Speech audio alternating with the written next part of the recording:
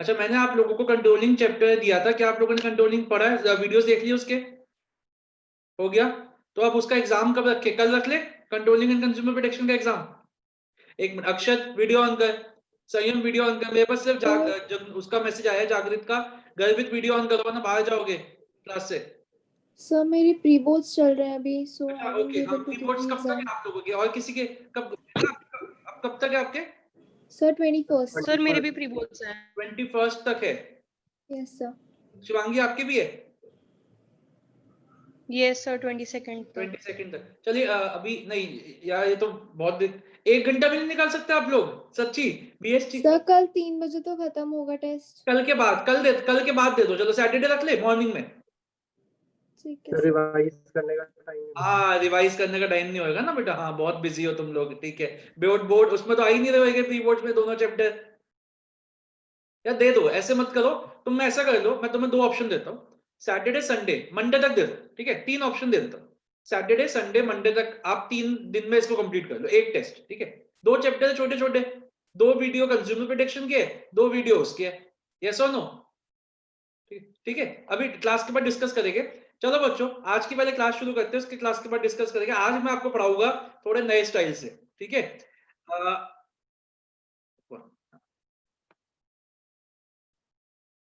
तो आप मुझे बताना क्लास के बाद कि ये बेटर है या मेरा अपना पुराना सिस्टम ही बेटर। अच्छा, वीडियोस अभी ऑन नहीं हुए, या अक्षर वीडियो ऑन कर, गर्वित वीडियो ऑन करो, सहज, दिव्यांशी, प्रमोद, सब वीडियोस ऑन करिए वरना बाहर जाओगे।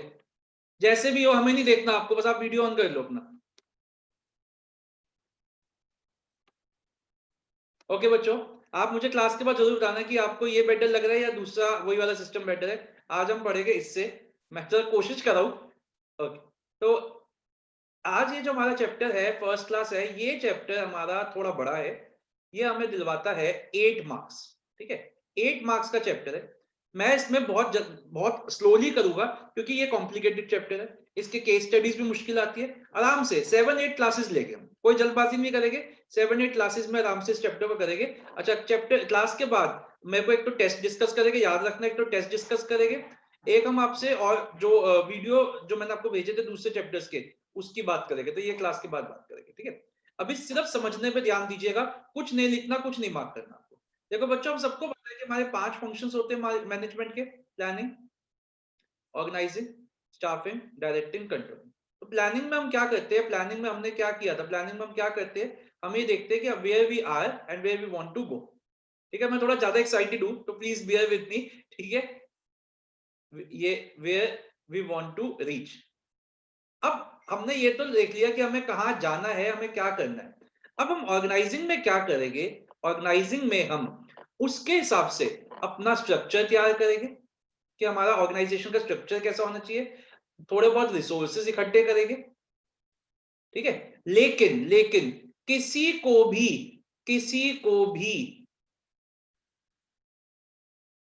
एम्प्लॉय नहीं करेंगे, किसी को भी एम्प्लॉय नहीं करेंगे।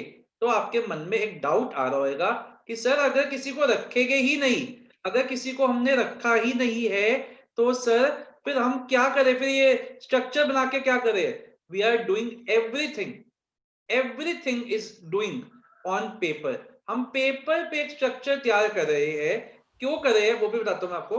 देखो, मेरा प्राइमरी काम क्या है, जैसे मैं ना ऐसे समझाता हूं आपको। हमने काम शुरू करना है, हमें एक हाउस कंस्ट्रक्ट करना है। अब आप लोगों को पता ही होगा कि हाउस बनाना जो है वो आसान काम तो है नहीं। 6 महीने 1 साल तो मिनिमम लगता है किसी भी घर को बनाने में। 6 महीने से 1 साल तो मिनिमम लग जाता है। मेरा प्राइमरी काम है टीचिंग, ठीक है? मेरा प्राइमरी काम टीचिंग है। मान लो मुझे एक घर बनाना है, अब वहां पे रोज लेबर मुझे फोन करके बोले, हाँ जी सर ईंटें खत्म हो गई, ये खत्म हो गया सर, ये इसने मुझे मार दिया सर, मेरे चोट लग गई, तो क्या मैं ये आपको पढ़ा पाऊंगा? बिल्कुल भी नहीं। तो मुझे क्या करना पड़ेगा? मुझे एक टीम बनानी पड़ेगी कि ये ऐसे ऐसे नीचे वर्कर्स काम करे। ये वर्कर्स को अगर कोई भी प्रॉब्लम आती है तो ये इसको रिपोर्ट करेंगे, इन वर्कर्स को अगर कोई भी प्रॉब्लम आती है ये इसको रिपोर्ट करेंगे, फिर इन दोनों को कोई प्रॉब्लम आती है काम करते हुए, इन दोनों को कोई प्रॉब्लम आ रही है वो इसको रिपोर्ट करेंगे, ये मेरे से डायरेक्टली बात करेगा। तो मैं इसके कांटेक्ट में हूं और मैं इस बंदे से रोज एक बार बात कर लेता हूँ रात को 9 बजे कि भाई आज कितनी प्रोग्रेस हुई, क्या हमारा काम था, क्या मैंने आपको क्या आपने काम दिया था वर्कर्स को, काम पूरा हो गया, कोई प्रॉब्लम तो नहीं आई, कोई सामान कम तो नहीं पड़ा। मैं इससे रात को एक बार बात कर लेता हूँ। ये जितने वर्कर्स है ये सब इन अपने अपने सुपीरियर के कांटेक्ट में है, ये अपने सुपीरियर के कांटेक्ट में है, ये मेरे कांटेक्ट में है। तो ये सब जो हमने बनाया, ये सब जो हमने बनाया, ये सब मैंने पेपर पे तैयार किया कि मेरे को ये काम इस तरीके से एग्जीक्यूट करना है। अभी मैंने किसी को रखा नहीं है, मेरे एक एक वर्ड को सुनना बच्चों, मैं बहुत कम कराऊंगा, बस मेरे एक एक वर्ड को सुनना। मतलब मैंने क्या देखा, सबसे पहले मैंने देखा कि मुझे क्या क्या काम करवाना है। तो मैंने देखा कि थोड़ा सा तो मेरे को सिविल वर्क करवाना है, क्योंकि सिविल स्ट्रक्चर खड़ा होएगा, ठीक है, तो सिविल वर्क होएगा। फिर मेरे को उसका वुड का वर्क करवाना है, ठीक है, फिर मेरे को पेंटिंग वगैरह कराना है, कलरिंग करवानी है, जो भी है, ये हो गया। फिर थोड़ा सा इंटीरियर्स का काम कराना है। तो पहले तो मैंने देख लिया कि मुझे कितना काम करवाना है, इसके लिए मुझे कितने लोगों की जरूरत पड़ेगी, इसके लिए मुझे कितने लोगों की जरूरत पड़ेगी। मैंने ये स्ट्रक्चर तैयार किया। फिर मैंने देखा कौन किसको रिपोर्ट करेगा, ठीक है, मैंने ये देखा कि इस काम के लिए कौन किसको रिपोर्ट करेगा, मैंने ऐसा स्ट्रक्चर बनाया। बट असली में मैंने अभी किसी को भी नहीं रखा, अभी मैं सब पेपर पे कर रहा हूं कि ये बंदा इसको रिपोर्ट करेगा, ये बंदा इसको रिपोर्ट करेगा। मैंने एक हियरार्की तैयार कर दी है, मैंने एक हियरार्की तैयार कर दी है, लेकिन अभी किसी को रखा नहीं। क्यों? क्योंकि अब जैसे मान लो मुझे अपने घर में एक स्पेशल तरीके का पेंट करवाना है, तो जिस भी पेंटर को मैं बुलाऊंगा, मुझे तो पता होना चाहिए ना कि मुझे उससे पूछना क्या है। मैं उससे सबसे पहले पूछूंगा कि आपको ये काम आता है, आप इस तरीके का काम कर दोगे। तो सबसे पहले तो मुझे पता हो ना कि मैं अपने वर्कर से काम क्या करवाना चाहता हूँ। मान लो मुझे वुडन वर्क में थोड़ा काम करवाना है, मुझे कार्विंग करवानी है, मुझे कुछ डिजाइन बनवाना है, तो जिस भी कारपेंटर को मैं बुलाऊंगा, पहले उस मेरे को तो बताओ मैं उससे चाहता क्या हूँ। तो सिर्फ और सिर्फ अभी हर चीज कहाँ हो रही है, हर चीज हो रही है पेपर्स पे। अभी किसी भी पर्सन को नहीं रखा गया, क्योंकि रखेंगे हम कब, नेक्स्ट स्टेज पे स्टाफिंग में, जब मैंने पूरा ढांचा तैयार कर लिया मन में, कागज पे, पेपर पे, कि इस तरीके से मेरा घर का प्रोजेक्ट जो है वो एग्जीक्यूट होएगा। तो उसके बाद मैं क्या करूंगा, मैं लोगों को रखना शुरू करूंगा। तो पहले आपको ये पॉइंट समझ में आ गया कि ऑर्गेनाइजिंग में अभी तक हमने किसी को नहीं रखा, ये पॉइंट समझ में आ गया आपको, ठीक है। अब हम ऑर्गेनाइजिंग की डेफिनेशन करते हैं, थोड़ी सी बड़ी डेफिनेशन है, तो आप इधर देखना, बुक में मत देखना। क्लियर दिख रहा है ना, वैसे कोई दिक्कत तो नहीं है ना, क्लियर है ना, ओके। ऑर्गेनाइजिंग की डेफिनेशन जो है वो बड़ी है, तो मैं आपको पता ही हमेशा जब भी डेफिनेशन बड़ी होती है उसको तोड़ तोड़ के याद कराता हूँ। देखिए ऑर्गेनाइजिंग हम कैसे याद करेंगे, ऑर्गेनाइजिंग इज अ प्रोसेस, यहां देखिएगा, बुक में मत देखना, दैट इनिशिएट्स, एक एक वर्ड को देखना, that initiates implementation of plans. क्यों, क्या हो गया, अभी हमने सिर्फ, इससे पहले हमने क्या सोचा था, इससे पहले हमने सिर्फ ये सोचा था कि मेरे को एक घर बनाना है, वो 2 स्टोरी का घर मैं बनाऊंगा, ठीक है। तो अभी तक हमने सिर्फ ये देखा, अब हम उस पर वर्क करें, तो that initiates implementation of plans, ठीक है। Next line, by clarifying, by clarifying jobs, ठीक है, by clarifying jobs and working relationships. इसका क्या मतलब हुआ कि कौन सा पर्सन किस पोस्ट पे क्या काम करेगा, अभी मैंने रखा किसी को नहीं है, ठीक, and effectively deploying resources. Deploying का क्या मतलब होता है, रिसोर्सेस को लाना, लगाना, deploying resources for the attainment of, अब देखना इसमें, for the attainment of identified and desired goals. मेरा सवाल है ना आपसे, ये मैंने यहाँ पे आइडेंटिफाइड एंड डिजायर्ड वर्ड क्यों यूज किया, आइडेंटिफाइड एंड डिजायर्ड वर्ड क्यों यूज किया, बताओगे? सर जो हमने प्लानिंग में गोल्स हमें Exactly. चाहिए थे, क्योंकि हम पहले ही इन गोल्स को सेट कर चुके हैं प्लानिंग स्टेज पे, हम इस स्टेज पे अपने गोल्स नहीं सेट करे, हम इस स्टेज पे सिर्फ और सिर्फ उनको इंप्लीमेंट कर रहे हैं। तो पहले से आइडेंटिफाई, अब इस डेफिनेशन को याद करते हैं, 5-7 मिनट लगाएंगे। देखो बच्चों, organizing is a process that initiates implementation of plan. मतलब क्या हुआ, जो हमने सोचा था उसको हमने स्टार्ट करना शुरू कर दिया, उसको हमने इंप्लीमेंट करना शुरू कर दिया, हमने उस पर काम करना शुरू कर दिया by clarifying jobs and working relationship. तो मैंने आपको बताया ना कि मैंने एक स्ट्रक्चर बनाया कि एक टीम यहाँ पे होगी, इसमें इतना इतना लोग काम करेंगे, इनका ये काम होएगा। अभी नहीं दिया, होएगा। फिर मैंने बनाया एक टीम इस लोगों की होगी, इस पे ये काम होएगा, एक टीम ये होएगी, इस पे ये काम, ये मैंने बनाया। फिर मैंने इनको बोला कि ये टीम इसको रिपोर्ट करेगी, ये टीम इसको रिपोर्ट करेगी, ये टीम इसको रिपोर्ट करेगी। तो मैंने यहाँ पे एक पर्सन, एक रिलेशनशिप बना दी। फिर मैंने क्या बताया कि ये पर्सन किसको रिपोर्ट करेंगे, इसको रिपोर्ट करेंगे। तो मैंने एक स्ट्रक्चर तैयार किया। फिर मैंने क्या किया, मैंने बेसिक सामान जो होता है, जैसे स्टार्टिंग में जो बेसिक चाहिए किसी भी काम को स्टार्ट कर, जैसे हमें क्लासेस स्टार्ट करनी थी तो सबने ये बोला कि ये भी ले लो, मैंने जैसे अब लिया ये जाके ग्राफिक टैबलेट वगैरह, सबने उस टाइम बोला कि ये सामान। तो मैंने सबसे क्या पूछा कि मेरे को ये बताओ क्लासेस स्टार्ट करने के लिए मिनिमम रिक्वायरमेंट क्या है। तो उन्होंने बोला जी आपके पास एक वाईफाई कनेक्शन होना चाहिए और एक बोर्ड होना चाहिए। तो सबसे पहले मार्च में, मैं मार्च लॉकडाउन की बात कर रहा हूँ, मार्च में मैंने क्या करवाया, मैंने अपने घर पे वाईफाई कनेक्शन अच्छा करवा लिया और एक व्हाइट बोर्ड का मैंने इंतजाम कर लिया और क्लासेस शुरू कर ली। तो इफेक्टिवली डिप्लॉइंग रिसोर्सेज का मतलब क्या हो गया, जो बेसिक रिसोर्सेज चाहिए वो इकट्ठे कर लिए। किस लिए किया, for the attainment of identified and desired goals, जो मैंने सोचा है कि मेरे को ये करना है उसके लिए। समझ में आ गई डेफिनेशन? ठीक है, अब इस डेफिनेशन को हम याद करने की कोशिश करते हैं। इधर से ही देखोगे, नोट्स में से नहीं देखोगे। मैं 2 बार बोलूंगा, 1 मिनट जाकर 1 मिनट रुक जाओ, मैं 2 बार बोलूंगा, उसके बाद आपसे बुलवाऊंगा। हाँ जी जागृत, अब आप बताइए क्या सवाल। सर अगर हमें कोई मैन्युफैक्चरिंग का बिजनेस है ठीक और है, हमने कोई मशीन ली है तो वो भी ऑर्गेनाइजिंग में ही आएगा कि इफेक्टिवली डिप्लॉइंग? हाँ जैसे आपका गोल, आपका प्लान हुआ कि मेरे को अपनी प्रोडक्शन 10,000 यूनिट से बढ़ानी है, ये आपकी प्लानिंग हो गई। फिर आप उसके लिए मशीन खरीदते हो, ये आपकी ऑर्गेनाइजिंग हो गई। And sir initiates implementation of plan, ये तो हमारा 6th स्टेप था ना प्लानिंग का। तो ये प्लानिंग का कौन सा, प्लानिंग का इंप्लीमेंटेशन ऑफ प्लान्स। हाँ, इंप्लीमेंटेशन ऑफ प्लान्स 6 स्टेप था हमारा। बेसिकली उसमें हम ऑर्गेनाइजिंग की ही बात कर रहे हैं। Okay sir. हाँ, उसमें ऑर्गेनाइजिंग की बात करी। अब नेक्स्ट चैप्टर करेंगे, स्टाफिंग की बात हो जाएगी, फिर डायरेक्टिंग की बात हो जाएगी। ठीक है, समझ में आ गया? चलिए ओके। बच्चों, अब मैं बोलूंगा 2-3 बार, फिर आप सुनना सिर्फ, और उसके बाद आपसे बुलवाऊंगा। तो ऑर्गेनाइजिंग क्या है, तोड़ तोड़ के याद करेंगे। It is a process that initiates implementation of plans by clarifying jobs and working relationships and effectively deploying resources. deploying मतलब लगाना, किसी चीज पे रिसोर्सेज को लगाना, for the attainment of identified and desired goals. एक बार फिर से बोलता हूँ, ऑर्गेनाइजिंग क्या हुआ, एक प्रोसेस है। अच्छा देखो, एक प्रोसेस है, तो अब आपको ये भी समझ आ गया होगा कि नेक्स्ट क्वेश्चन क्या होने जा रहा है। नेक्स्ट क्वेश्चन हो जाएगा हमारा स्टेप्स, क्योंकि अगर प्रोसेस है तो स्टेप्स भी होंगे। तो नेक्स्ट क्वेश्चन हमारा स्टेप्स का ही है। तो ऑर्गेनाइजिंग क्या, एक प्रोसेस है जो काम को शुरू करता है, that initiates implementation of plans. कैसे, बताता है कि किसका क्या क्या काम है, बाय क्लैरिफाइंग जॉब्स, और बताता है कौन किसको रिपोर्ट करेगा, कौन किसका बाप है, कौन किसका बच्चा है, by clarifying jobs and working relationships. And जो भी सामान चाहिए उसको लाता है, इफेक्टिवली डिप्लॉइंग रिसोर्सेज। किस लिए कर रहा है ये सब कुछ, for the attainment of identified and desired goals. तो एक बार सब मेरे साथ बोलने की कोशिश करेंगे, क्या है, it is a process that initiates, बिना देखे, देखो बिना देखे, इसको देखना नहीं है, बिना देखे बोलना है, जल्दी से बताओ। It is a process that initiates Implementation of plans, by clarifying jobs and jobs working and working relationships, relationships and, relationship, देखो सब नहीं effectively बोल रहे, जो नहीं deploying बोल रहा बेटा वो बोर्ड्स में resources, फेल है। अब 3 महीने बचे, अब देख लेना बोर्ड्स में फेल हो जाओगे। And effectively deploying deploying resources, resources, Deploying resources resources अब for सबको, अब attainment सबकी of फटी, अब सबको identified डर and लगा, desired for the results. and attainment desired of goals identified identified and and and desired desired desired goals. goals. goals. विश्वास, अपना वीडियो ऑन कर।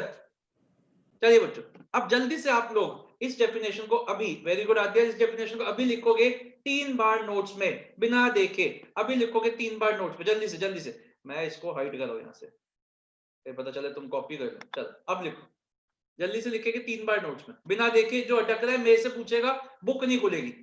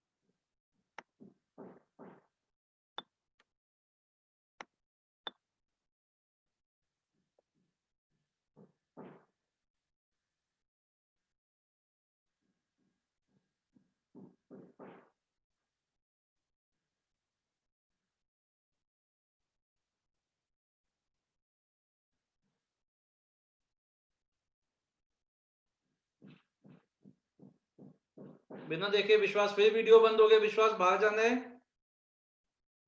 Sir for attainment of goals and क्या था? क्या जी, क्या बोला आपने? Sir for attainment of goals and क्या था? Attainment of desired and identified goals. Okay sir.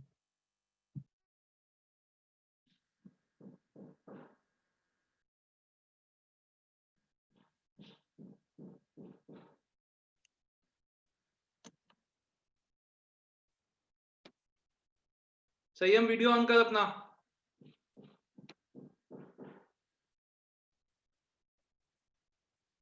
अक्षर आप भी, सहज आप भी वीडियो ऑन करो अपना।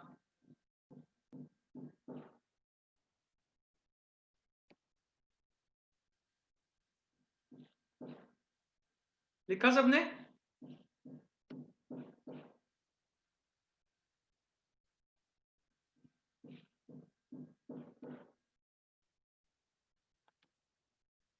सहज वीडियो ऑन करो जल्दी से, जागृत आपका क्वेश्चन हो गया ना?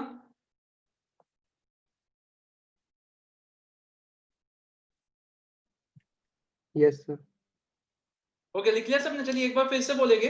तो बताइए क्या डेफिनेशन होती है ऑर्गेनाइजिंग का? Organizing is a process that Initiates implementation of plans by by clarifying jobs and clarifying jobs and working working relationships relationships and deploying by resources deploying adequate resources for the for Attainment of attainment of identified identified and desired goals. desired goals। goals. चलिए अब बच्चों आइए अब हम करने जा रहे हैं प्रोसेस। अब मैं आपसे 10 मिनट बाद फिर पूछूंगा डेफिनेशन, याद रखना, ये ना हो कि बिल्कुल ही भूल जाओ। 10 मिनट बाद फिर पूछूंगा आपसे डेफिनेशन। चलिए आइए यहाँ पे, अब हम करने जा रहे हैं प्रोसेस। जैसे हमने देखा कि ऑर्गेनाइजिंग की आइडिया प्रोसेस, तो आइए यहाँ देखिए सामने। अब रुक जाइए, अब मत लिखिए, अब आप बाद में लिखेंगे। 4 स्टेप का बहुत ही छोटा प्रोसेस है, 4 स्टेप का। तो सबसे पहले तो अगर मेरे को कोई काम करना है, जैसे मैंने बोला मेरे को घर बनाना है, तो उसमें क्या क्या एक्टिविटीज होती है? पहले लैंड को ठीक करना होता है, फिर मान लो बेसमेंट है तो आपको थोड़ी सी एक्सकवेशन करनी पड़ेगी, फिर सिविल स्ट्रक्चर तैयार होएगा, फिर उसकी प्लस्टर होएगा, फिर उसमें जो वुडन वर्क होएगा, फिर उसके पेंट वगैरह होएगा, फिर उसके इंटीरियर्स डेकोरेट होएंगे, फिर उसमें ग्लास लगेगा, फिर उसमें और काम होएगा। तो ये कुछ एक्टिविटीज है। तो सबसे पहले तो हमने क्या देखा?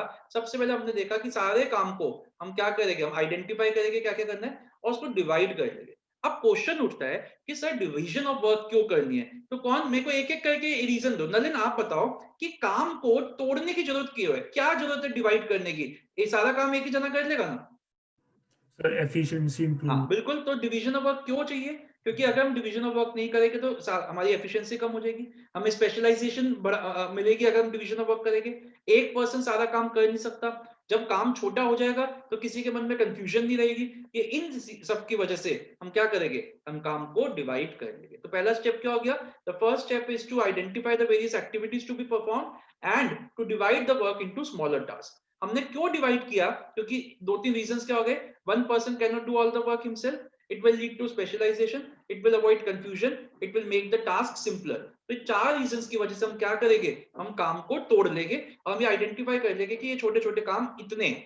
फिर हमने क्या देखा, उनके बाद हमने ग्रुप्स बनाए। हमने देखा कि ये काम ये दो काम एक पर्सन कर सकता है, तो इसको हमने एक डिपार्टमेंट बना दिया। ये 3 तरीके के काम एक डिपार्टमेंट बना दिया।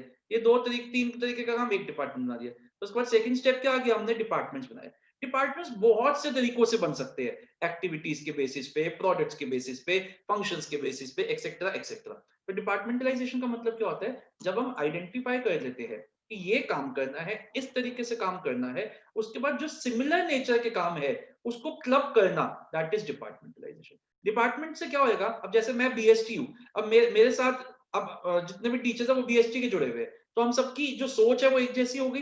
तो हम सब जब हम डिपार्टमेंट बना देते हैं तो उससे स्पेशलाइजेशन बढ़ जाती है। क्यों? क्योंकि एक ही तरीके का एक्टिविटी हो रही है एक डिपार्टमेंट में। अब ये डिपार्टमेंट है, मान लो ये मैंने जो एक बनाया यहाँ पे, ये डिपार्टमेंट है। अब ये सिविल का है तो इसमें यहाँ पे सब सिविल के बारे में सोच रहे हैं। ये वुड क्या है, वुडन वर्क का है, तो यहाँ पे सब वुडन के बारे में सोच रहे हैं। ये पेंट का है तो यहाँ पे सब पेंटिंग के बारे में सोच रहे हैं। तो जब हम एक ही तरीके की बातें करते हैं तो उससे क्या होता है, हमारी स्पेशलाइजेशन होती है। ठीक है, बहुत से तरीकों से हम डिपार्टमेंट्स को बना सकते हैं। फिर थर्ड स्टेज क्या है, मैंने ये पता लगा लिया कि मेरे को 5 डिपार्टमेंट चाहिए। अब उसमें मैंने देखा कि मुझे कितने लोगों की जरूरत है, तो लोगों से बात करके मैंने देखा कि जो ये फर्स्ट डिपार्टमेंट मैंने बनाया है, इस पे इतने लोग काम करेंगे, इस पर्सन का ये काम होगा, इसका ये काम होएगा। मेरे वर्ड्स को सुनना, ये काम होगा।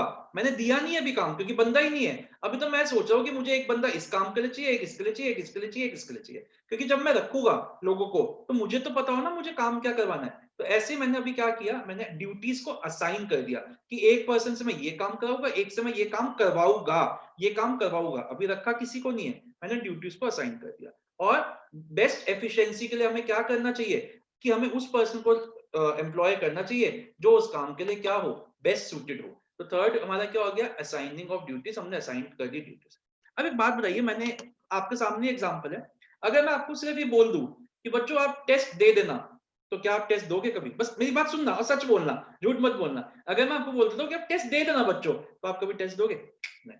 जब तक आपको मैं ये ना बोलूं कि आप टेस्ट दे देना, अगर the failure to give the test can land you in serious trouble, जब मैं ये बोल दूं कि आपके घर पे फोन चला जाएगा, अभी मम्मी पापा से बात होगी और आपको क्लासेस में अटेंड करने की मौका आगे नहीं दिया जाएगा, जब मैं ये बोल दूं तो अब आप दोगे टेस्ट। तो कहने का मतलब क्या है, सिर्फ काम देने से कोई पर्सन काम नहीं करेगा जब तक हम उसकी आंसरेबिलिटी एस्टैब्लिश ना करें। ठीक है, तो जब वैसे आप लोग तो आंसरेबिलिटी की बात भी नहीं करते, मैंने एक मैसेज दिया था ग्रुप पे कि वीडियो देखने के बाद मुझे बता देना, किसी ने नहीं बताया कि मैंने वीडियो देख ली है। तो आप तो आंसरेबिलिटी की बात भी नहीं करते वैसे।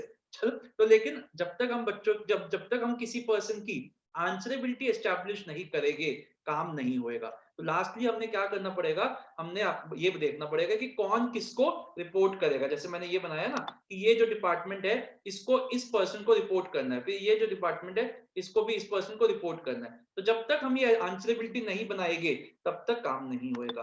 अगेन ये सब हमारा किधर हो रहा है, ये सब हमारा पेपर पे हो रहा है, अभी असली में कुछ नहीं हो रहा। तो रिपोर्टिंग रिलेशनशिप में हम क्या करते हैं, हम ये बताते हैं कि कौन किसको रिपोर्ट करेगा, इससे किसी के मन में कोई कंफ्यूजन नहीं रहती और सब लोग अपना काम अच्छे से करते हैं। ठीक है बच्चे, समझ में आया? अब इसको रीड करेंगे, लेकिन मुझे पता नहीं ऐसा लग रहा है कि आप लोग ना डेफिनेशन भूल गए हो, मुझे लग रहा है, हो सकता है मैं गलत हूं। तो ऐसा करते हैं, एक बार आपसे डेफिनेशन बुलवाते हैं, फिर हम इसका स्लैंग आपको देंगे। तो शुरू करते हैं। Organising is a Process Process that of initiates implementation of plans by by जल्दी जल्दी जल्दी classifying jobs and job working and working relationships, relationships. Aadya बोल रही है, ललित बोल रहे हैं, ऐना बोल रही है, और कोई नहीं बोल रहा। for attainment of desired Shivangi नहीं बोल रही आज। attainment of identified that and goals and desired. desired goals. चलिए, जो नहीं बोल रहा भाई मैं तो कुछ नहीं कर सकता, मैं तो बाबा साईं बाबा का भक्त हूँ। और अभी जो नहीं बोल रहा फेल हो, अब मैं कुछ नहीं कर सकता, आई एम सॉरी, अब तो मुंह से निकल गई बात। अभी भी देख लो, मौका है तुम्हारे पास, चाहते हो तो मैं अपने वर्ड्स वापस ले लूंगा, लेकिन उसके लिए आपको बोलना पड़ेगा।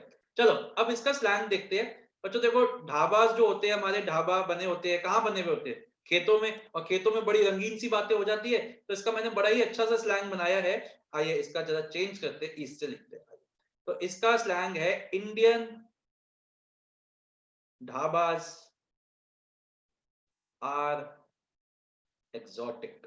ठीक है, तो ये एक छोटा सा स्लैंग है और सबका फर्स्ट लेटर देखिए। और जैसे क्योंकि ये स्टेप से तो सीक्वेंस आपको याद करना पड़ेगा, इसी सीक्वेंस में बनाया है। आई से identification and division of work, D से डिपार्टमेंटलाइजेशन, ए से असाइनिंग ऑफ ड्यूटीज एंड ई से एस्टैब्लिशमेंट ऑफ रिपोर्टिंग रिलेशनशिप्स। तो जल्दी से पहले एक बार हेडिंग्स को याद करिए, फिर इसको रीड करेंगे और इतना आगे, फिर उसके बाद आगे बढ़ेंगे। तो आई से क्या है, identification and division of work, D से डिपार्टमेंटलाइजेशन, ए से असाइनिंग ऑफ ड्यूटीज एंड ई से एस्टैब्लिशमेंट ऑफ रिपोर्टिंग रिलेशनशिप्स। मैं एक बार डेफिनेशन पे से बोल रहा हूं।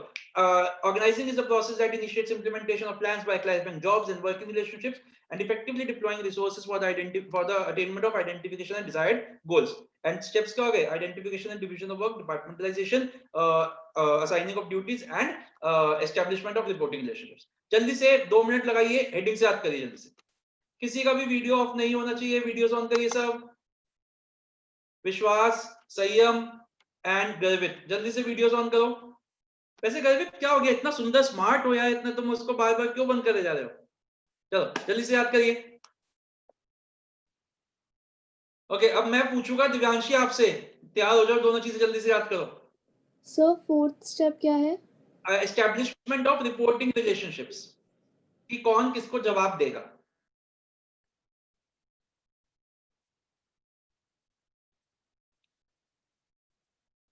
सब ने भूल छोड़ दिया कि अब तो दिवांशी से पूछा जाएगा, अब हम क्या याद करें। सहज याद कर जल्दी से।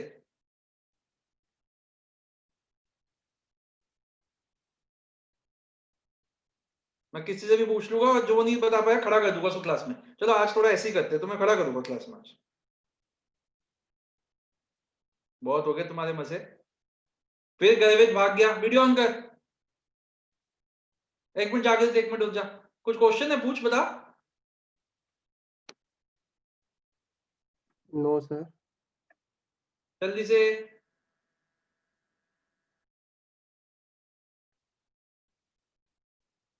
चलो अब शिवांगी बोलेगी डेफिनेशन, और कोई नहीं बोलेगा, शिवांगी बोलेगी डेफिनेशन। चलो शिवांगी जल्दी से बोलो।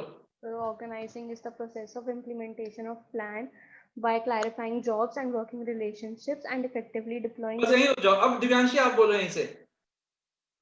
सुना ही नहीं होएगा। चलो आप शुरू से बोलो।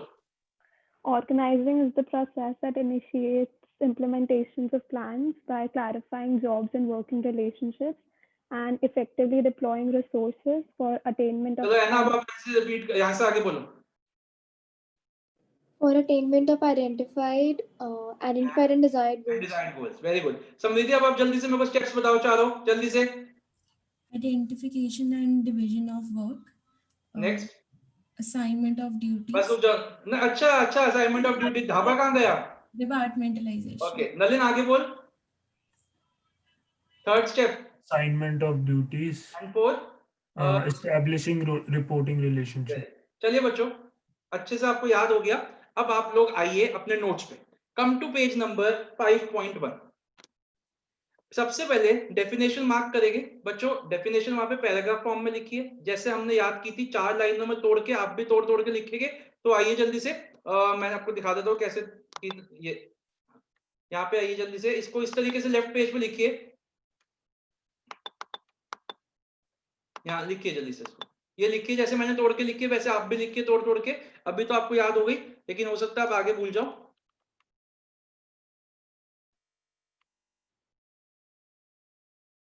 चार लाइनों में लिखिए तोड़ के।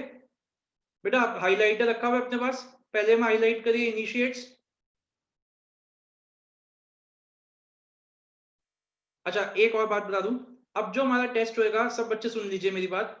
जो मैं अब आप 8 एंड 12 चैप्टर का टेस्ट देंगे, वो आपका रिटन टेस्ट है। 3 चीजें आप सुन लीजिए। आपको वो टेस्ट पोर्ट्रेट मोड होता है ना, पोर्ट्रेट मोड में स्कैन करना है, पहली बात।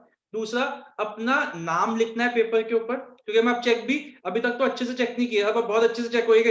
अब एक वर्ड पढ़ूंगा मैं, ठीक है? अभी खरीदा है तो एक वर्ड पढ़ूंगा, और आप लोगों का भी फायदा है इसमें। आपको नाम लिखना है और फाइल को भी आपको अपने नाम से सेव करना है। 3 चीजें, पोर्ट्रेट मोड में भेजना है, अपना नाम शीट के ऊपर भी लिखना है, और जो फाइल मेरे को सेव करके भेजोगे उसको भी अपना नाम लिखना है। जैसे शिवांगी क्लास 12, एना क्लास 12, ऐसे लिख के आपको मेरे को भेजना है, ठीक है? बहुत अच्छे से प्रेजेंटेशन का ध्यान देना है। मैं आपको थोड़ी सी हेल्प करता हूँ। ये जो टेस्ट है ये डायरेक्ट टेस्ट है, मैंने इसमें कोई केस स्टडी नहीं दी, मैं लिखवाना चाहता हूँ सिर्फ आपसे। तो मैं आपको बिल्कुल डायरेक्ट क्वेश्चन है, लेकिन आपके नंबर कटेंगे अगर आप प्रेजेंटेशन सही नहीं करोगे। फ्लो चार्ट नहीं बनाया तो नंबर कटेगा, अगर आपने कहीं अंडरलाइनिंग नहीं किया तो नंबर कटेगा, ठीक है? तो please put special emphasis on presentation, क्योंकि अब मेरे को आपसे राइटिंग प्रैक्टिस करवाना। चलो बच्चों आइए तो जल्दी से पढ़ते हैं। Organising is a process that initiates implementation of plans, आपने अंडरलाइन किया इनिशिएट्स को। By clarifying jobs and working relationship, आपने अंडरलाइन किया जॉब्स को, वर्किंग रिलेशनशिप को। इफेक्टिवली डिप्लॉइंग रिसोर्सेज, अंडरलाइन किया deploying resources for the attainment of identified and desired goals, underline किया identified and desired goals. Steps पे आइए, steps पे अपना स्लैंग लिखिए वहां पे। Indian dhabas are exotic. अच्छा अक्षत आपको समझ आ रहा है सारा, कोई दिक्कत तो नहीं आ रही? Yes, sir. ओके अब आइए एक बार डिटेल में पढ़ते हैं। The first step in the process of identification is to organizing is to involve and identify and divide the work into that has to be done in accordance with the previously determined plans. आगे चलिए, this division of work is required because Akshat and Pramod video on करिए, because of the following reasons. The work is divided into manageable activities so that duplication can be avoided. Underline करिए, duplication can be avoided. Second, one individual cannot perform all the work by himself and therefore by dividing the work, the burden of the work can be shared. Underline करिए, burden of the work can be shared. And third, it leads to specialization. एक और लिख लीजिए वहां पे, underline किया आपने specialization. It makes tasks simpler. Fourth reason भी लिख दीजिए, it makes tasks simpler.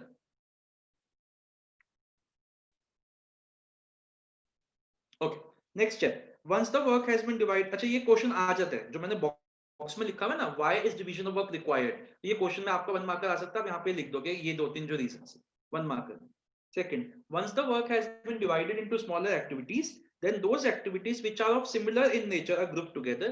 This process is known as departmentalization. 1 marker question. Define departmentalization. So grouping of the activities of similar nature together is known as departmentalization. लिख लीजिए वहां पे 1 marker question है ये. Such departments can be created on various bases such as territories, जैसे आप geographical territories के basis पे बना सकते हो, east, west, north, south, या फिर products like appliances हो गया, जैसे टाटास है वो उनके appliances में भी है, वो steel में भी है, टिस्को, वो electricity में भी है, TPDDL, वो ज्वेलरी में भी है, ताज, वो तनिष्क, तो उन्होंने अपने डिपार्टमेंट्स बना रखे on the basis of products. ठीक है बेटा, टेरिटरीज के आगे लिखिए, जो लिखा हुआ ना उसके आगे लिखिए, टेरिटरीज के आगे लिखिए डिविजनल स्ट्रक्चर, आगे लिखिए डिविजनल स्ट्रक्चर, ये हम करेंगे आज ही शुरू करेंगे. एंड प्रोडक्ट्स के आगे लिखिए, प्रोडक्ट्स के आगे भी लिखिए डिविजनल स्ट्रक्चर. एक सी और बनाइए, एक सी कैटेगरी और बनाइए, एक सी कैटेगरी और बनाइए. आप यहाँ पे लिखिए फंक्शंस लाइक, एक आगे लिखिए फंक्शंस,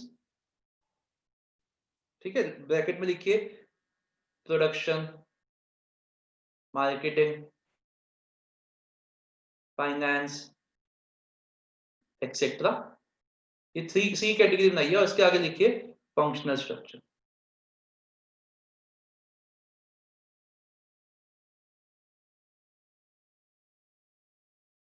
हम ये वाला शुरू करेंगे आज, सी कैटेगरी.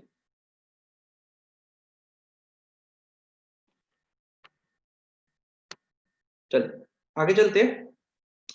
असाइनमेंट ऑफ ड्यूटीज, एना वीडियो ऑन करिए. Once the departments have been formed, each of them is placed under the charge of an individual known as departmental head. Underline करिए departmental head. Example production manager, finance manager etcetera. Jobs are then allocated to the members of each department according to their skills and competencies. Underline करिए skills and competencies. लेकिन allocated अभी किए नहीं है, करेंगे. ये third line बहुत important है. इट इज एसेंशियल, ये लाइन बहुत बार 1 मार्कर क्वेश्चन में आई हुई है. It is essential for effective performance that a proper match is made between the nature of job and the ability of an individual. ये line आ जाएगी. अब एक बात बताओ बच्चों, पूरी बीएसटी में ये लाइन आपको आ गई लिखी हुई, identify the step and process and the step. अब कितना मुश्किल हो जाता है. तो इसलिए मैं कोशिश तो मैंने ये की है, जहां जहां क्वेश्चंस आए हुए हैं मैंने उसको मार्क किया है. तो ये क्वेश्चन आपका आ जाता है, लाइन आ जाती है, तो आपको पता होना चाहिए कि ऑर्गेनाइजिंग प्रोसेस की बात हो रही है और उस ऑर्गेनाइजिंग प्रोसेस में स्टेप 3 ये असाइनिंग ऑफ ड्यूटीज की बात हो रही है. तो आपको ये लाइन आपको पता होनी चाहिए. तो जो जो इंपॉर्टेंट लाइंस है वो मैं कोशिश कर रहा हूँ कि मैं आपके सामने उसको मार्क करता रहूं. The work must be assigned to those who are best suited to perform them. अगर आप देखो किसी इलेक्ट्रिशियन को कारपेंटरिंग का काम दोगे तो वो नहीं कर पाएगा. तो आपको देखना है कि किसको क्या काम देना है. आगे, establishment of reporting relationships. merely allocating the work, सिर्फ काम देने से कोई काम नहीं होएगा.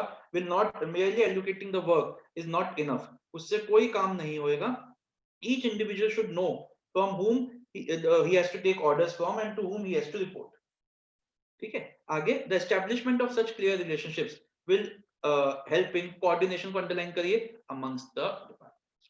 यहां तक बात समझ में आ गई. अब मैं सब बच्चों के बोलना है, जब सब बच्चों की आवाज आनी चाहिए. जल्दी से मेरे को ऑर्गेनाइजिंग की डेफिनेशन सुनाइए. जो नहीं बोलेगा वो उसको पता ही आपको फिर क्या होगा इसका. जल्दी से बताइए ऑर्गेनाइजिंग की definition. Organizing is a The process Process that initiates initiates implementation of implementation of plans jobs and by आगे classifying jobs jobs and and working working relations relationships and effectively and effectively deploying resources for attainment बोलो of आगे. identifying identifying and goals. desired अभी मजा नहीं आया. एक बार फिर से बोलो बेटा. आज यही करेंगे. चलो आज फिर से बोलो आप एक बार जल्दी से. Organizing can be defined as a Organizing can be process defined that as a initiates process that implementation of plans and initiates clarifies ये jobs कौन and बोल working रहा है? relationships by clarifying class. By clarifying Relationships, jobs and Clarifying jobs and working attainment of relationships identified and desired goals. for effectively attainment of deploying desired resources Effectively for attainment of deploying identified and resources. desired plans. Desire, ठीक है। चलिए अच्छा जल्दी से Shivangi first step बताओ। So Shivangi first step, identification and division of ठीक है work. ठीक है। अस्मित सेकंड स्टेप, नहीं आता Asmit, Compartmentalization. Very good. Akshat third step, Assignment of duties. Okay. Ena fourth step, Establishment of reporting relationships. Very good. चलिए बच्चों अब हम करने जा रहे हैं अपना टॉपिक, नेक्स्ट टॉपिक। अब इंपॉर्टेंस हम अभी नहीं करेंगे, अब हम पढ़ने जा रहे हैं फंक्शनल एंड डिविजनल स्ट्रक्चर। इस टॉपिक के लिए एक और टॉपिक होना चाहिए था जिसका नाम है formal and informal organization, but unfortunately या फॉर्चुनेटली वो आप डिसाइड करना, वो टॉपिक आपके कोर्स में से इस बार कट चुका है। तो कोई नहीं, हम अब आगे बढ़ते हैं। चलिए मैं अब सिर्फ और सिर्फ आपको सामने देखना है, आपको नोट्स में कुछ नहीं देखना, आपको सिर्फ यहाँ पे देखना है जो मैं लिखवा, वो ज्यादा नहीं करेंगे, थोड़ा सा ही टॉपिक करेंगे आज। देखो बच्चों, हमारी जो ऑर्गेनाइजेशन होती है वो, उसमें हम किसी भी तरीके से अपना स्ट्रक्चर बना सकते हैं, किसी भी तरीके से हम अपना स्ट्रक्चर बना सकते हैं।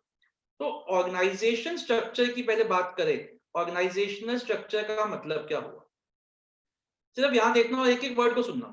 बच्चों हिंदी में आपने वर्ड सुना होगा ना, ढांचा। क्या होता है ढांचा? ढांचा का मतलब क्या होता है? किसी भी चीज का फ्रेमवर्क। यस और नो? हमारा घर का स्ट्रक्चर है, हमारे घर का ढांचा है भाई, घुसते ही उसमें एक ड्राइंग रूम है, एक लिविंग रूम है, एक कमरा है, एक ये है। क्या मैं ये कह सकता हूँ कि अगर हमारे घर का जो ढांचा है, जो उसका स्ट्रक्चर है वो स्ट्रॉन्ग है, तो चाहे उसमें मैं बुर्ज खलीफा खड़ा कर दूं वो खड़ा रहेगा, और अगर मेरा स्ट्रक्चर वीक है तो चाहे वो सिंगल स्टोरी का ही हाउस क्यों ना हो वो गिर जाएगा। यस और नो? मानते हो? इसका मतलब क्या हम ये बोल सकते हैं कि किसी भी बिल्डिंग को सर्वाइव करने के लिए उसका स्ट्रक्चर बहुत इंपॉर्टेंट है। वैसे ही किसी भी ऑर्गेनाइजेशन को वर्क करने के लिए उसका स्ट्रक्चर इंपॉर्टेंट है। स्ट्रक्चर सिर्फ सिविल स्ट्रक्चर की बात नहीं होती, स्ट्रक्चर होता है उसका रिपोर्टिंग स्ट्रक्चर कैसा बना है, कौन किसको रिपोर्ट करता है, कौन किससे ऑर्डर्स लेता है, कौन किसको जवाब देता है, इसको भी हम स्ट्रक्चर कहते हैं। कंपनीज अपने हिसाब से अलग स्ट्रक्चर बना सकती है। देखो बच्चों, आपने देखा होगा, जैसे हो सकता है आप लोगों को एक, अगर आपने नॉर्मली नोटिस किया हो, जो भी आजकल के घर बन रहे हैं, जितने भी आजकल के घर बन रहे हैं, उन सबका एक ही स्ट्रक्चर है। हम जो हो सकता है आप लोगों का अलग हो, घुसते हैं जाते एक लिविंग रूम होता है ओपन सा, फिर राइट साइड में एक किचन होती है, फिर पीछे 2 कमरे होते हैं, यही एक स्ट्रक्चर है। जितने भी आज बिल्डर्स घर बना रहे हैं सब इसी तरीके से घर बना रहे हैं। क्यों इस तरीके से घर बना रहे हैं? क्योंकि इसमें मैक्सिमम जो जगह है वो यूज होती है। लेकिन ऐसा जरूरी तो नहीं है ना, कोई भी कैसे बना सकता है। मान लो आपका घर है, अब मेरा घर है, मुझे मेरा 2 फ्लोर का बिल्डिंग है, मुझे डुप्लेक्स बनाना है। आई होप आपको पता है डुप्लेक्स मतलब जिसमें अंदर से सीढ़ियां जाती है। मैंने डुप्लेक्स घर बनाया है, नीचे मैंने अपने में सिर्फ एक ग्राउंड फ्लोर पे सिर्फ एक लिविंग रूम है और मेरा एक किचन है और कुछ और एक वॉशरूम है, फिर मैंने ऊपर अपना बेडरूम बना रखा है। वो आप कैसे ही बनाओ, लेकिन जनरली घर कैसे बनते हैं जैसे मैंने आपको बताया, वैसे ही किसी भी कोई भी कंपनी अपना स्ट्रक्चर कैसे ही बना सकती है, कोई उसमें रोक नहीं है। हम वो 2 स्ट्रक्चर्स पढ़ेंगे जो जनरली हर ऑर्गेनाइजेशन यूज करती है, जो फंक्शनल एंड डिविजनल होते हैं। समझ में आ गई बात? हम 2 स्ट्रक्चर्स पढ़ेंगे, फंक्शनल एंड डिविजनल। आज हमारी कोशिश रहेगी हम फंक्शनल स्ट्रक्चर करें, लेकिन इसको स्टार्ट करने से पहले हमें ये पता होना चाहिए कि ऑर्गेनाइजेशन स्ट्रक्चर क्या है। बेटा आप लोगों के घर में पेंटिंग्स लगी हुई होगी, कहीं ना कहीं कोई पेंटिंग कोई फोटो लगी हुई होगी। वो फोटो किसके अंदर होती है? वो फोटो किस चीज के अंदर होती है? एक फ्रेम के अंदर होती है। और ये भी सच है कि उस फ्रेम के बाहर कुछ चीज नहीं होती। तो एक जो ये फ्रेम है, ये मैं फोटो बनाता हूँ, ये फ्रेम है, ठीक है, ये मैंने इसके अंदर एक फोटो बनाई। हम तो बचपन में यही बनाते थे, ये पहाड़ हो गए, ये सन हो गया, ठीक है, यहाँ पे एक नदी जा रही है और इसमें ये एक फिश है, ठीक है, यही है मेरी तो इतनी ड्राइंग है, ठीक है। चलो ये एक बन गया। अब देखो ये जो फ्रेम है इसके बाहर तो कुछ नहीं है, ठीक है ना, यही फ्रेम के अंदर ही सब कुछ है। सॉरी मेरा फ्रेम थोड़ा अच्छा नहीं बना। तो वैसे ही ऑर्गेनाइजेशन स्ट्रक्चर की डेफिनेशन क्या हुई? It is what? It is a framework within which, अभी बुक में नहीं देखना, अभी बुक में नहीं देखना, within which all the सारा काम होता है, all the managerial and operating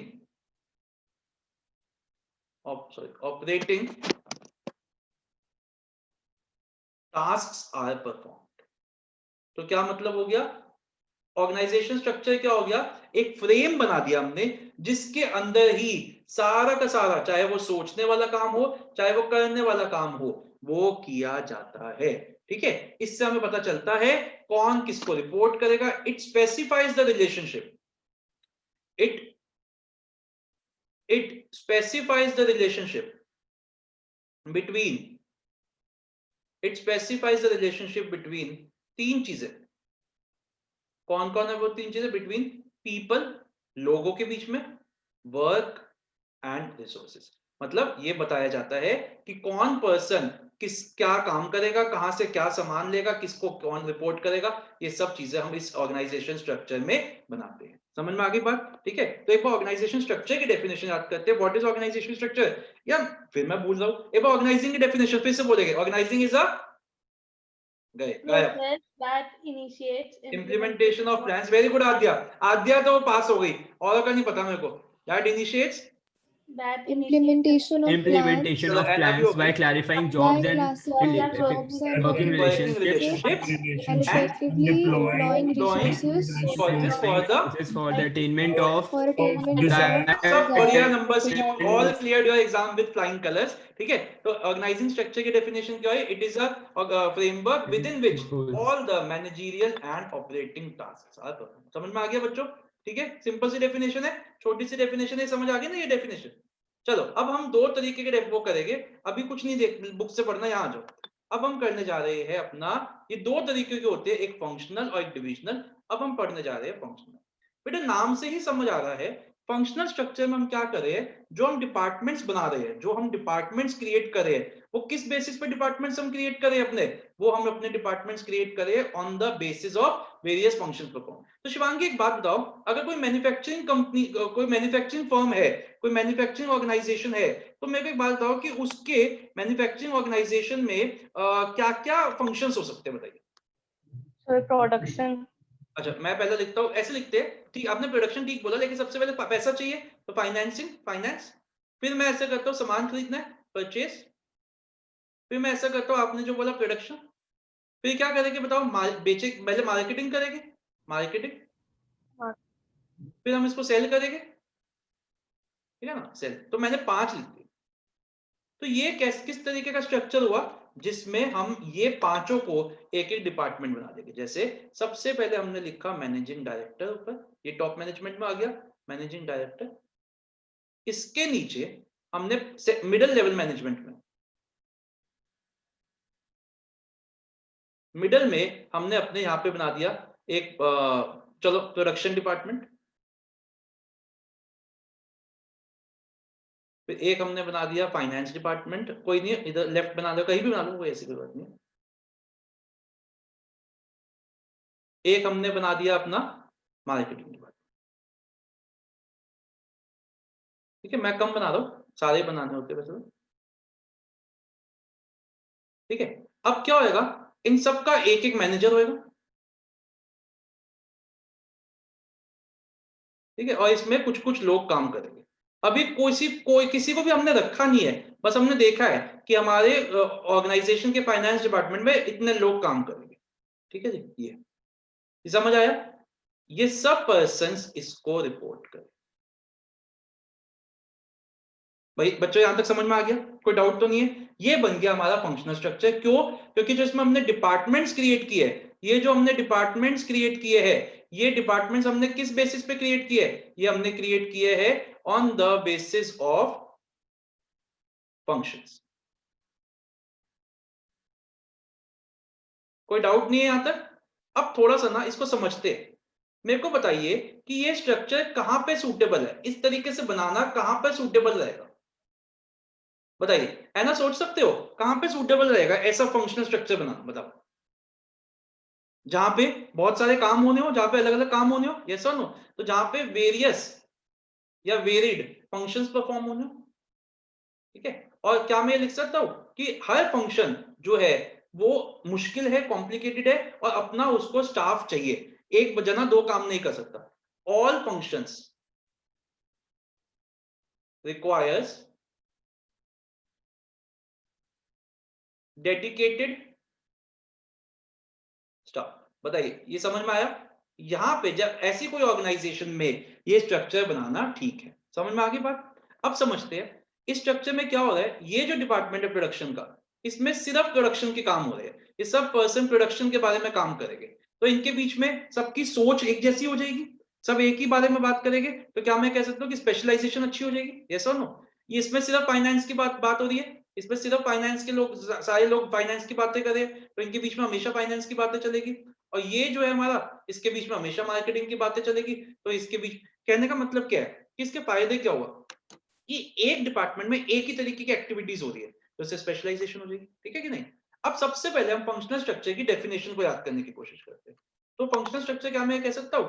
it is an organization structure, क्योंकि है तो ये ऑर्गेनाइजेशन स्ट्रक्चर का पार्ट है ना। It is an organization structure that groups similar or related jobs together. It is an organization structure that groups similar or related jobs together. बताइए बच्चों, यहां तक कोई कमी तो नहीं है, कोई दिक्कत तो नहीं है किसी के मन में, किसी भी तरीके का कोई प्रॉब्लम तो नहीं है? समझ आ गया सारा? ठीक है, आइए हम ऐसा करते हैं, इतना पहले हम अपने नोट्स में से रीड करेंगे। जल्दी से आइए नोट्स पे। सही, हम सब अपने वीडियोस ऑन करिए। ओके, पेज नंबर 5.3 पे आइए। ऑर्गेनाइजेशन स्ट्रक्चर की डेफिनेशन करेंगे। It can be defined as a framework, highlight करिए, framework within which managerial and operating. एक बार हाईलाइटर दिखाओ, सब बच्चों के पास है कि नहीं है? हाईलाइटर दिखाओ। नहीं है, हाईलाइट करिए बेटा। ये नलिन के पास है, समृद्धि के पास है, बेटा मेरे से ले लो यार, मैं दे दूंगा तुम्हें, तुम प्लीज फीस कम दे देना मेरे को। एक हाईलाइटर रखिए अपने पास, within which operating and managerial tasks are perform. चलिए ओके, आगे आइए बेटा।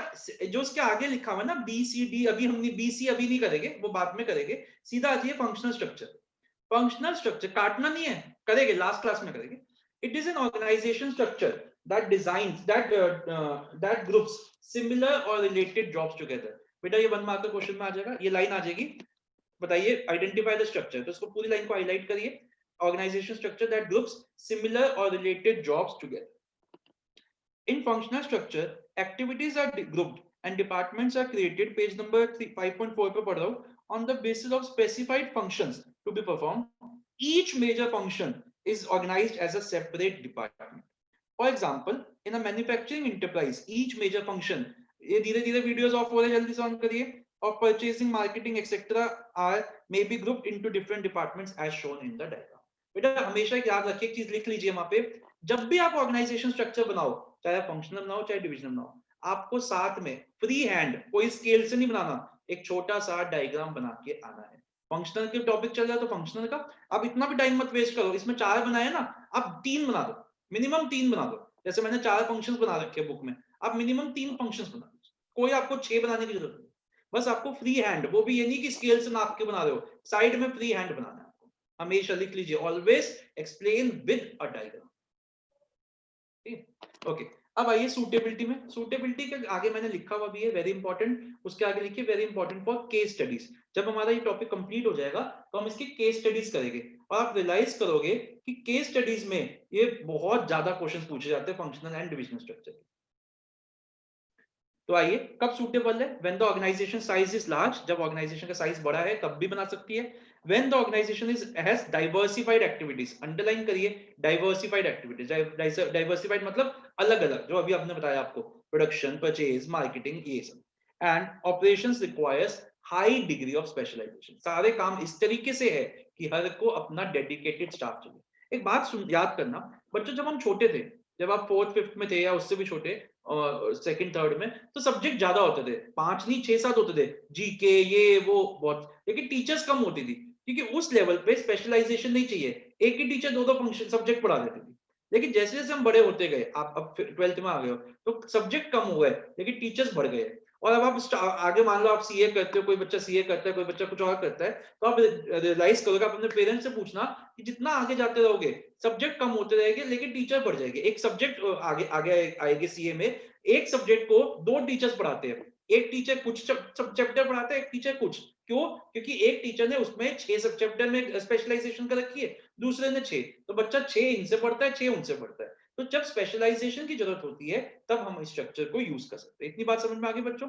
अब आप ध्यान देना सामने, बेटा धीरे धीरे सबने अपने वीडियोस ऑफ किया, वीडियोस ऑन करिए। अब हम इसका लास्ट टॉपिक करेंगे आज, एडवांटेज एंड डिसएडवांटेज। आज का लास्ट टॉपिक है, ये करते हैं 5-10 मिनट्स मोर। तो सब सवाल उठता है कि सर इसकी एडवांटेजेस क्या मिलेगी हमें, इस स्ट्रक्चर को बनाने की हमारे को एडवांटेजेस क्या मिल सकती है। तो आइए देखो बच्चों, मैं ना स्लैंग के हिसाब से लिखवाऊंगा। सबसे पहले एडवांटेज तो है क्या कि स्पेशलाइजेशन। क्यों हो जाएगा स्पेशलाइजेशन, आपको बहुत बार समझा दिया। एक ही तरीके का काम करते रहोगे, एक डिपार्टमेंट में एक ही तरीके का काम हो रहा है तो रिपीटेड परफॉर्मेंस हो रही है, और जब रिपीटेड परफॉर्मेंस हो जाती है तो ऑटोमेटिकली उससे क्या हो जाता है, एक्सपीरियंस आ जाता है, और जब एक्सपीरियंस आ जाता है तो उससे क्या हो जाता है, आपकी स्पेशलाइजेशन हो जाती है। बेटा सबसे पहले तो आप नोट्स में देखो, एक एक लाइन का कंटेंट है, तो है ही नहीं कंटेंट, एक एक लाइन का ही है, हमारे पास ज्यादा है ही नहीं। अब दूसरी चीज देखना, इसको ऐसे समझना। एक बात बताओ, ये देखो, इस प्रोडक्शन डिपार्टमेंट में सब लोग प्रोडक्शन के बारे में सोच रहे हैं, तो क्या मैं कह सकता हूं कि इनके बीच में कोऑर्डिनेशन अच्छी हो जाएगी, इनके बीच में जो उनकी बात करने का जो उनका तरीका है, सब लोग एक तरीके की बात करेंगे, जल्दी समझ में आ जाएगा। ऐसे फाइनेंस में सब लोग एक ही तरीके की बात करेंगे, उनको जल्दी समझ में आ जाएगा। तो क्या मैं बोल सकता हूँ कि इनसे क्या होगा, बेटर इनकी क्या हो जाएगी, बेटर इनकी कंट्रोल एंड कोऑर्डिनेशन बेटर हो जाएगी। तो सेकंड फंक्शन क्या हो गया, बेटर कंट्रोल और कोऑर्डिनेशन, एक दूसरे से अच्छे से बात कर पाएंगे, अच्छे से एक दूसरे की बात को समझ पाएंगे। बेटा यहाँ पे ना मैं एक वर्ड लिख रहा हूं विद इन द डिपार्टमेंट, ये मैंने एक चीज ऐड कर दी, अभी रुक जाओ, अभी आपसे भी करवाऊंगा।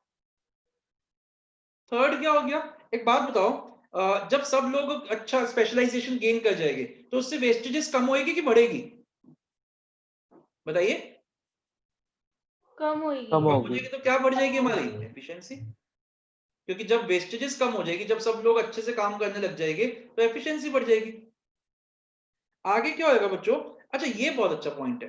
एक बात बताओ, अगर मैं फंक्शनल स्ट्रक्चर के हिसाब से चल रहा हूं और मैंने किसी को एम्प्लॉय किया है, जैसे मैंने विश्वास को रखा, तो एक बात बताओ, विश्वास को मैं किसी भी एक डिपार्टमेंट में रखूंगा ना, है ना, चाहे मैं उसको फाइनेंस में डालूंगा, चाहे मैं उसको मार्केटिंग में डालूंगा, किसी भी एक डिपार्टमेंट में डालूंगा, तो मुझे उसको एक ही डिपार्टमेंट की ट्रेनिंग देनी पड़ेगी, यस और नो, एक ही डिपार्टमेंट का काम सिखाना पड़ेगा ना उसको।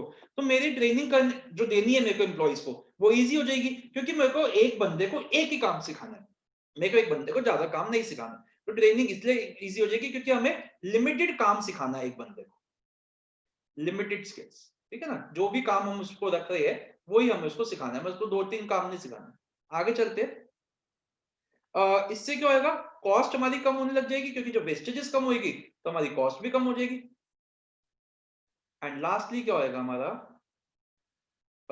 लास्टली हर डिपार्टमेंट को, हर फंक्शन को जितनी अटेंशन मिलनी चाहिए उतनी मिलेगी, क्योंकि हर फंक्शन का क्या बन रहा है, हर फंक्शन का एक डेडिकेटेड डिपार्टमेंट बन रहा है, और उसका डेडिकेटेड क्या बन रहा है, उसके लोग हैं। कोई भी ऐसा नहीं हो रहा कि फाइनेंस वाला मार्केटिंग का काम कर रहा है, मार्केटिंग वाला प्रोडक्शन का काम कर रहा है, ऐसा नहीं हो रहा। हर डिपार्टमेंट का अपना अपना एक पर्टिकुलर लोग है, अपना मैनेजर है, तो क्या हो रहा है, उसको प्रॉपर अटेंशन मिल रही है। तो एक बार हेडिंग्स याद करने के लिए हम क्या करते हैं, हम जल्दी से इसका स्लैंग आपको बताते हैं, बहुत ही सिंपल और बहुत ही अच्छा स्लैंग है। इसका स्लैंग मैंने बनाया है, कौन से लिखूं, चलो इससे लिखता हूं।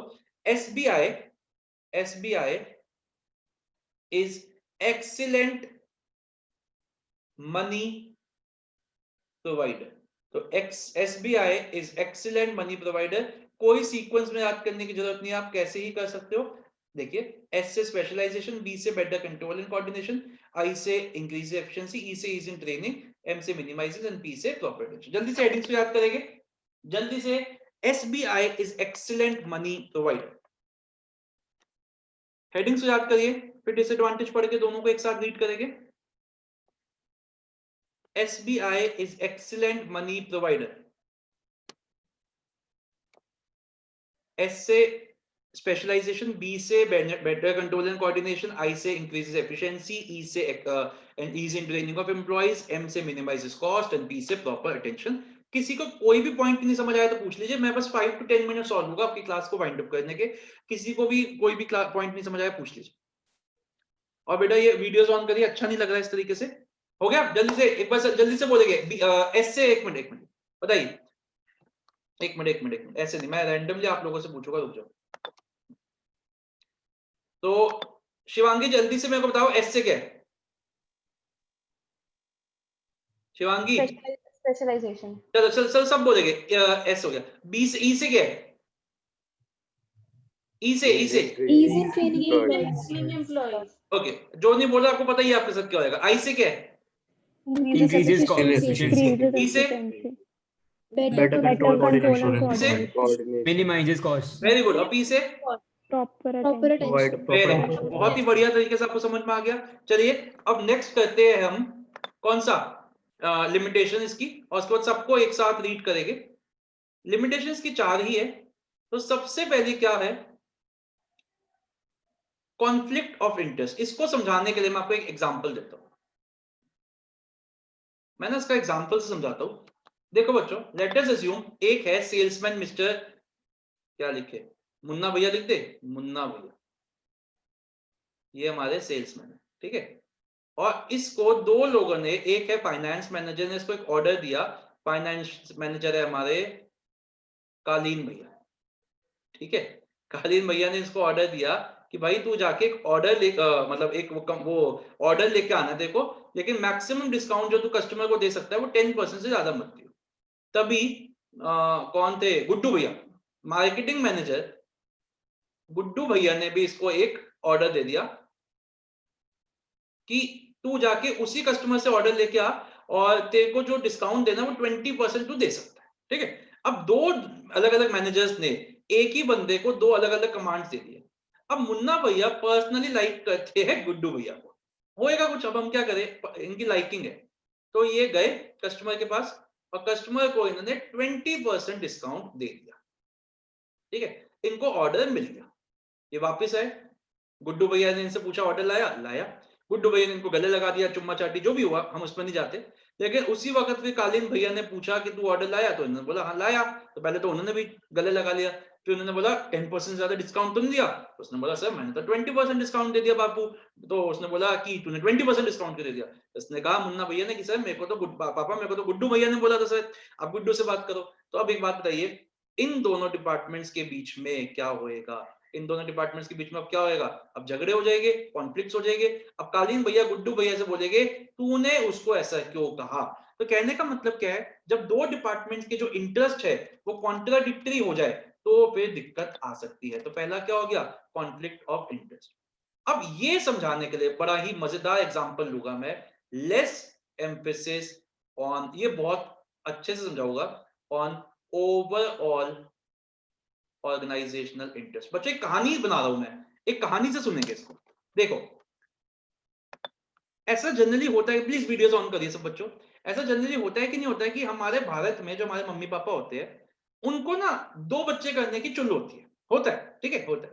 पहला बच्चा करते हैं और उसके 2-3 साल बाद एक चुल मचती है इनको, ये दूसरा बच्चा करते हैं। उसके बाद इनको एक और चुल होती है कि इन दोनों बच्चों को एक ही स्कूल में भेजेंगे। अब मुझे नहीं पता ऐसे क्यों होता है, लेकिन ये चुल होती है।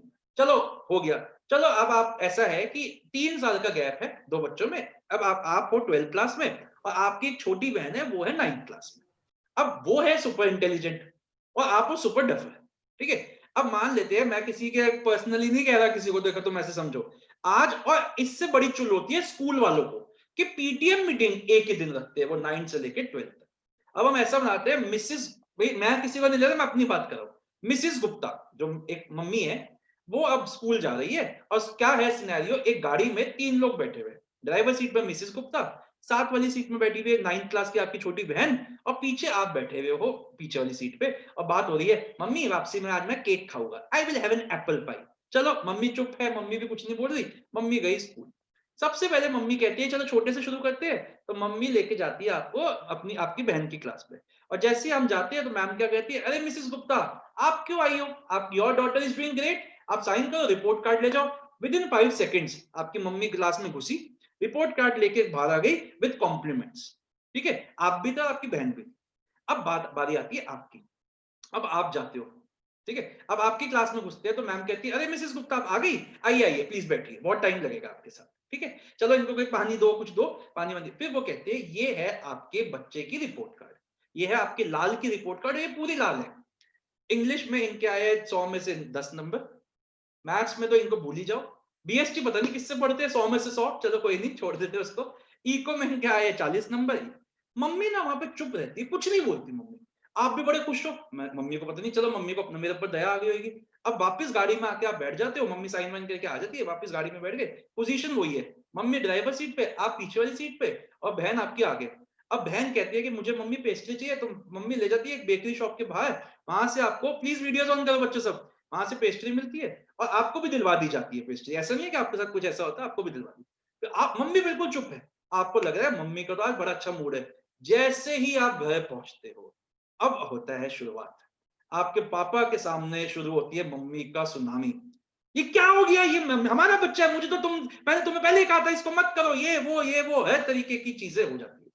ठीक है, चलो जैसे तैसे बाप भी देख रहे हैं, अरे ये तुम्हारे ही बच्चे, हमारे ही बच्चा और किसी का बच्चा नहीं है, तुम हमारे ऊपर क्यों शक कर रही हो, क्योंकि ये सब बातें हो जाती है।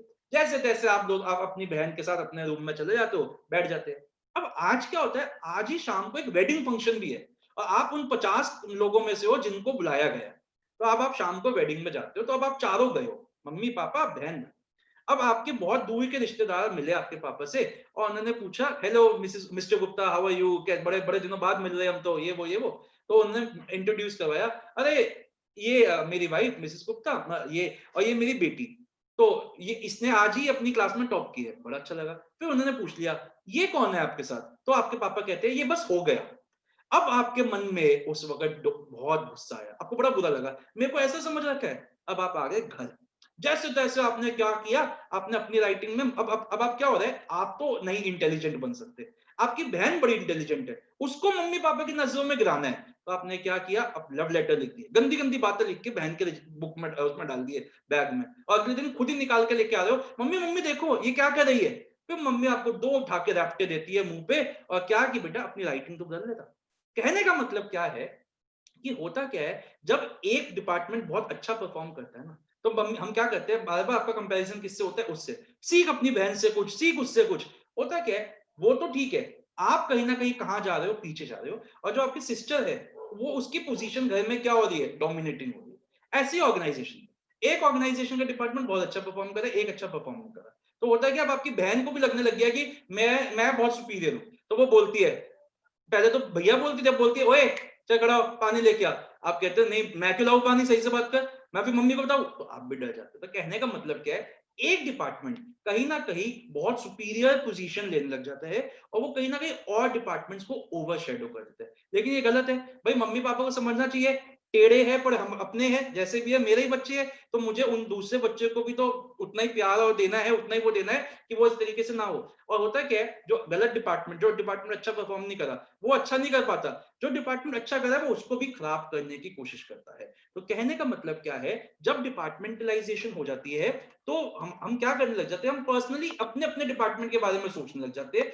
और कहीं ना कहीं जो हमारा ओवरऑल ऑर्गेनाइजेशनल इंटरेस्ट है वो लूज हो जाता है। अब एक बात बताओ, अब आप उस लड़के का, जब उसको पता चला कि पापा मेरे बारे में ऐसा सोचते हैं, वो घर से भाग गया और वो चोरी करने लग गया, तो इससे नाम किसका बदनाम होएगा, पेरेंट्स का नाम बदनाम होएगा ना। तो हमें ओवरऑल ऑर्गेनाइजेशनल इंटरेस्ट को देखना होता है। समझ में आया बच्चों एग्जांपल, मेरे को लगता है आपको अच्छे से समझ आया होगा। अब तीसरा एग्जांपल भी मैं आपको एक कहानी से समझाऊंगा, प्लीज 5 मिनट रुकिए, ये लास्ट ही है बस। बेटा क्या हुआ, आप 2 दोस्त थे, आप दोनों बचपन के यार हो, जिसको कहते हैं ना वो लंगोटिया यार हो, 2 दोस्त है, एक ही हॉस्पिटल में पैदा हुए, एक ही स्कूल में गए, एक ही किंडरगार्टन में गए, सब एक साथ हुआ। अब क्या हो गया, दोनों ने 12th भी एक साथ कर ली, एमबीए भी कर ली, और एक ही कंपनी में आप लग गए, एक मार्केटिंग डिपार्टमेंट में लग गया, एक फाइनेंस में लग गया। फाइनेंस वाला दोस्त बड़ा डिपार्टमेंट बहुत अच्छा परफॉर्म करा, मार्केटिंग वाला अच्छा नहीं करा। तो as a well wisher, finance वाला आप अपने दोस्त के पास गए, मार्केटिंग वाले के पास, आपने उससे बोला यार मैं तेरे को एक स्कीम बताऊं, मतलब तू मेरा भाई है, मेरा भाई जैसे, एक स्कीम सुन, तुम ना ऐसे करो, तुम्हारा डिपार्टमेंट के जो लॉसेस है ना वो रिकवर हो जाएगी। आपके मुंह से सीधा क्या निकलेगा, अच्छा अब तो डैडी को समझाने आया है, अब तू अपना हमारे को समझाएगा, अबे जाके तू अपना देख, चल तू अपना देख, तू अपना देख, हम अपना देख लेंगे। क्या होता है, वो आया वेल विशर की तरह आपको एक अच्छी एडवाइस देने, लेकिन आपने क्या समझा कि ये क्यों आ गया मेरे को समझाने, ये तो अपने जाके देखना, मेरा मजाक उड़ा रहा है। कहीं ना कहीं क्या होता है, जब हम इतना डिपार्टमेंटलाइजेशन कर देते हैं ना, तो हम दूसरे के व्यू पॉइंट को समझ नहीं पाते, हमें लगता है कि वो हमारा मजाक उड़ा रहा है, तो ये कहीं ना कहीं इनफ्लेक्सिबिलिटी हो जाती है जो कि गलत है। ठीक है, एंड लास्ट पॉइंट क्या है हमारा, कि अब आपके मन में डाउट आएगा, जो मैं 4th लिखने जा रहा हूं, प्रॉब्लम्स इन कोऑर्डिनेशन। मेरे हिसाब से आपके मन में डाउट आ चुका होगा कि सर अभी तो आपने एडवांटेज इसमें लिखवाया, ये क्या लिखवाया सर आपने, अभी तो एडवांटेज इसमें लिखवाया कि, ये कहां गया, हाँ वो लिखवाया कि वो ये बेटर कोऑर्डिनेशन, और अब आप लिखवा रहे प्रॉब्लम्स इन कोऑर्डिनेशन। तो ये क्या हुआ, कोई बता सकता है ये क्या है, कोई भी बता सकता है कि ये 2 पॉइंट कॉन्ट्राडिक्टरी क्यों हो गए। बताइए। और वो जो कोऑर्डिनेशन हाँ बताइए। डिपार्टमेंट के अंदर के एम्प्लॉयज की थी और ये कोऑर्डिनेशन 2 अलग-अलग डिपार्टमेंट्स की है। बिल्कुल सही बोला इन्होंने कि वो थी विद इन द डिपार्टमेंट, और ये है 2 डिपार्टमेंट। 2 डिपार्टमेंट के बीच में कोऑर्डिनेशन की दिक्कत हो सकती है। तो जल्दी से आइए, अब टाइम थोड़ा सा कम है ना, तो इसका स्लैंग लिखते हैं। और इसका स्लैंग बड़ा ही सिंपल सा बना है, बहुत ही अच्छा बना है। क्लिप, कितना सिंपल सा स्लैंग है, क्लिप, CLIP। जल्दी से याद करिए बच्चों, बस इसको रीड करके आज की क्लास को वाइंड अप करते हैं। तो आप ना एक चीज लिख लीजिएगा जो आपके नोट्स में नहीं लिखा हुआ, और आपको भी नोट्स में ही लिखना है, सिर्फ आपको वहां पे नहीं लिख के आनी ये चीज। ये with in the department and across the department से सिर्फ नोट्स में ही लिखना है आपको, अपने समझने के लिए। तो आइए जल्दी से रीड करते हैं। पहले स्लैंग लिख लीजिए एडवांटेजेस का, SBI is excellent money provider, and disadvantages का क्लिप। इसमें ना 2-3 वन मार्कर्स है, बस इसको रीड करवा के।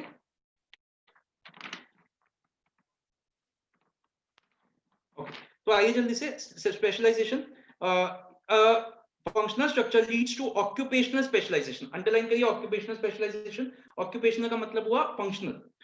Since emphasis is placed on specific functions, this promotes efficiency in utilization of manpower. बच्चों उसको हाईलाइट करिए, ये लाइन आ जाती है। It promotes efficiency in utilization of manpower as employees perform similar task which organization structure is identified। ये question कई बार आया है, एक बार नहीं कई बार आया है। तो ये लाइन आपको पता होनी चाहिए कि कौन सा structure efficiency in utilization of manpower लाता है, that is functional structure. Better control के आगे लिखा आपने within the department, it promotes control and coordination within the department because of similarity of task performed, increases efficiency, it helps in increasing managerial and operational efficiency। Manager का मतलब सोचने वाला, operational का मतलब करने वाला। because and this results in increased profit, minimizes cost, it leads to minimum duplication of efforts and results in economies of scale, क्योंकि सब अपना अपना काम करे। ease in training, it makes training easier as it focus only on limited range of skills। Proper attention, it ensures that different functions get their due attention। Disadvantage, less emphasis on overall organizational objective। इसको समझते हैं। Functional structure places less emphasis on overall organizational objective than the objective pursued by a functional head। मतलब एक जो manager है वो सिर्फ अपने डिपार्टमेंट के बारे में सोचता है और डिपार्टमेंट्स के बारे में नहीं सोचता।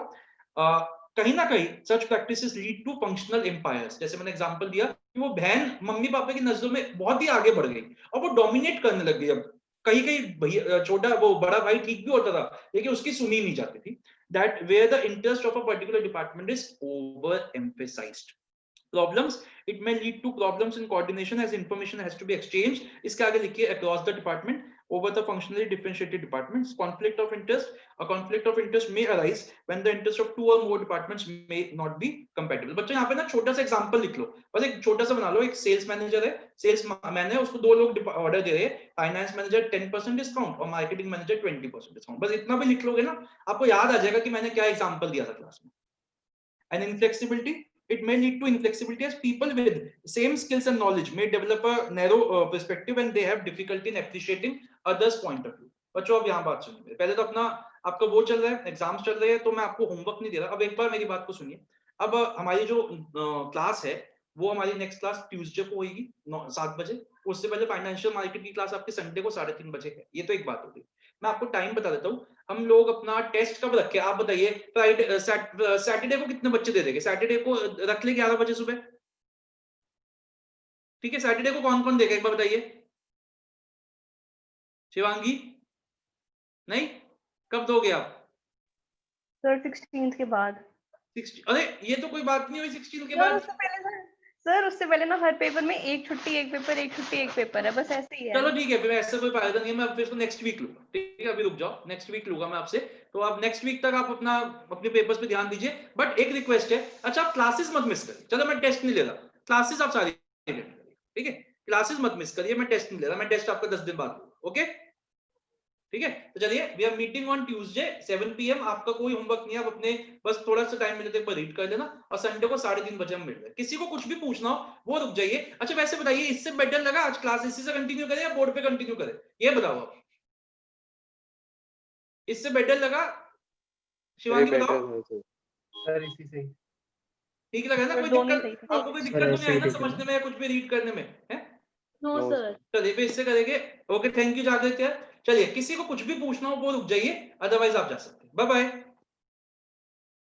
हाँ जी बताइए, कुछ पूछना है किसी को?